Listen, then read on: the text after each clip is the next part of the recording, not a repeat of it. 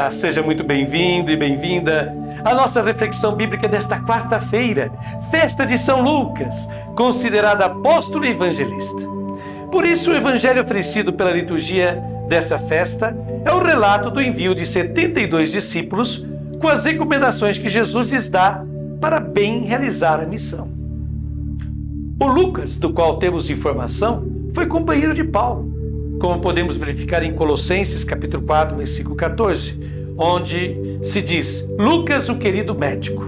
Em Filemon, versículo 24, em 2 Timóteo capítulo 4, versículo 11, onde se diz só Lucas está comigo. O seu evangelho é mais ou menos redigido na mesma época que Mateus, ou seja, por volta de 85 depois de Cristo, após a destruição de Jerusalém e seu templo, que ocorreu no ano 70 depois de Cristo.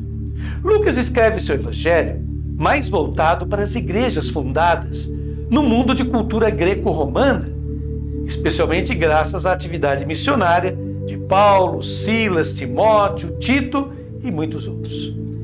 Essa cena do evangelho da festa de hoje encontra-se no capítulo 10 de Lucas, versículo de 1 a 9.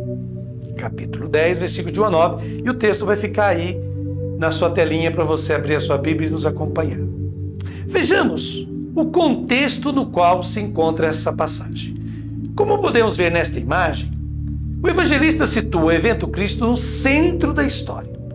Primeiramente, foi o tempo da promessa, o Antigo Testamento, formado pela lei e os escritos dos profetas. Em seguida, veio o tempo do cumprimento, da realização dessa promessa de salvação. E o Evangelho narra justamente esse ápice da história. Após Cristo, temos o tempo do anúncio. Os seguidores de Jesus são encarregados de anunciar e promover o reino de Deus. Esse é o tempo da igreja, é o tempo da missão. O divisor de águas da história, na visão do Evangelho segundo Lucas, é a atividade de João o Batista. Ele é o último representante do tempo da promessa, da antiga aliança. Após João, vem Jesus de Nazaré, realizando a sua obra, realizando a nova e definitiva aliança. A obra de Jesus é narrada no Evangelho segundo Lucas a partir do capítulo 3, versículo 1, até o capítulo 24, versículo 53. O nosso texto de hoje, Lucas, capítulo 10, de 1 a 9, encontra-se na segunda parte da narrativa das obras de Jesus, aquela que narra a grande viagem evangelizadora dele, passando pela Samaria até chegar a Jerusalém, como está descrito no capítulo 9, versículo 51, até o capítulo 19, 27. Após apresentar as condições para que alguém possa ser discípulo dele, como está em Lucas capítulo 9, de 57 a 62, Jesus amplia o número de enviados. Agora, já não são apenas 12, como relatado em Lucas capítulo 9, mas são 72 discípulos. Esse número é simbólico, refere-se tanto aos 72 líderes de Israel que receberam o dom profético no deserto, durante o Êxodo, como nos narra o livro de Números, capítulo 11, de 24 a 30, como tem relação com o número 7. No pensamento judaico da época, esse número representava todas as nações da terra. Indicava também a plenitude ou totalidade. Com isso, o evangelista deixa claro que Jesus não enviou somente 12, mas que a missão de Jesus e de seus discípulos compreende todos os povos ou nações da terra. Em outras palavras, isso significa dizer que a vocação missionária é universal e é parte constitutiva da fé em Jesus. Portanto, atenção, quem crê de verdade em Jesus Cristo tem de considerar a si mesmo como um apóstolo do Evangelho, evangelizando o ambiente no qual se desenvolve a sua vida. Aliás, o próprio Jesus foi muito fiel a isso, sendo um profeta itinerante e jamais instalado, fixado em um único lugar. Jesus não ocupava templos, não necessitava de templos. Ele era o Deus vivo e verdadeiro em meio ao seu povo, onde quer que este estivesse, à beira-lago, à beira-mar, à beira-rio, ao longo do caminho, no campo, nas cidades, nas praças e assim por diante. Por Por isso, Jesus sabe muito bem para onde está enviando os seus discípulos. Por isso que ele diz, abre aspas, eu vos envio como cordeiros para o meio de lobos, como está no versículo 3 do Evangelho de hoje.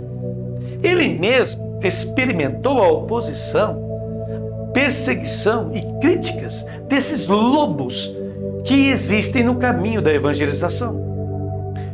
Quem jamais encontra oposição, barreira e dificuldades na evangelização é porque não está anunciando o verdadeiro Cristo e seu reino. Com certeza. Cristo não quer ver seus discípulos distraídos e ocupados com aspectos que não sejam essenciais à missão. Por isso solicita que não levem, primeiro, bolsa, onde se guardavam as moedas, o dinheiro. Em seguida, não quer que leve sacola, onde se levava comida ou roupas a mais, ou algo que eles pegavam pelo caminho. E terceiro, não quer que também levem sandálias, sinal de conforto e proteção para os pés. E finalmente, não quer que saúdem pessoas pelo caminho, que é um sinal de distração, desvio da meta, do objetivo. Como se observa, Jesus não deseja missionários muito sobrecarregados, mas despojados, livres, que confiam na providência das pessoas que os acolherão. É o que Jesus afirma neste evangelho de hoje. Abre aspas. Quando entrardes numa cidade e fordes bem recebidos, comei do que vos servirem. Está lá no capítulo 10 de Lucas, versículo 8. Ou seja, a providência acontecerá. Na realidade, não são tantos meios de evangelizar que mais contam para Jesus, mas o modo, a atitude do missionário. Isso é o mais importante. Quanto mais simples, mais despojado, mais livre o missionário for, será mais autêntico e bem acolhido. E o que fundamentalmente os missionários deverão anunciar? Ora, a paz messiânica. Ou seja, aquela paz já descrita tão bem pelo profeta Isaías no Antigo Testamento, quando diz assim, de suas espadas forjarão arados, e de suas lanças podadeiras. A paz que os missionários de Cristo anunciarão não é aquela da submissão do mais fraco ao mais forte, como os impérios fazem, mas aquela paz expressa pela bela palavra hebraica shalom. Essa paz é sinônimo de plenitude. É o desejo de que haja saúde, bem-estar, amizade, felicidade para o destinatário dessa paz. A paz é fruto de uma confiança total em Deus. Para que isso aconteça é necessária a justiça, a qual é inseparável dessa paz, como nos afirma o profeta Isaías e também São Tiago. Diz Isaías, a obra da justiça será a paz, e o serviço da justiça resultará em sossego e segurança para sempre.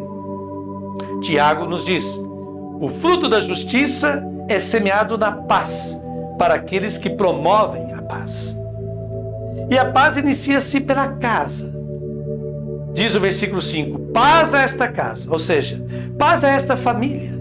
Se nessa família for encontrado um filho, quer dizer, um amigo da paz, o missionário poderá ali permanecer e transformar essa casa, essa família, em uma base operacional de sua missão. Dali deverá partir e se multiplicar o feliz anúncio da paz. E de fato, foi assim que se formaram as primeiras comunidades cristãs. Portanto, o autêntico seguidor de Jesus é aquele que se torna um discípulo missionário, como denominou a Conferência dos Bispos Latino-Americanos e Caribenhos em Aparecida, no Brasil, em 2017. A maior tarefa de um missionário de Cristo é ser alguém que promova a paz em todos os ambientes onde viver. Sabendo que essa paz é um presente, um dom de Deus a nós, seres humanos, jamais nos esquecendo que sem justiça não pode haver paz. E os tristes, terríveis e lamentáveis conflitos recentes, seja na Ucrânia, seja em Israel e na Palestina, demonstram o quanto a falta de justiça, de senso de igualdade, partilha e comunhão afastam decisamente a paz da convivência social. É impossível a paz onde não existe igualdade de direitos, de tratamento, de oportunidades. Por isso, assistimos ultimamente tantos países erguendo muros imensos para barrar a invasão dos pobres, dos sem vez em seu território. Essa é uma medida vã, ineficaz, como tudo que não leva à justiça nas relações entre países e pessoas. Medite isso tudo em seu coração. E seja esse discípulo, discípula, missionário, missionária que Cristo lhe solicita a cada dia. Obrigado por você estar aqui conosco. Amanhã tem mais. E agradecemos a sua presença.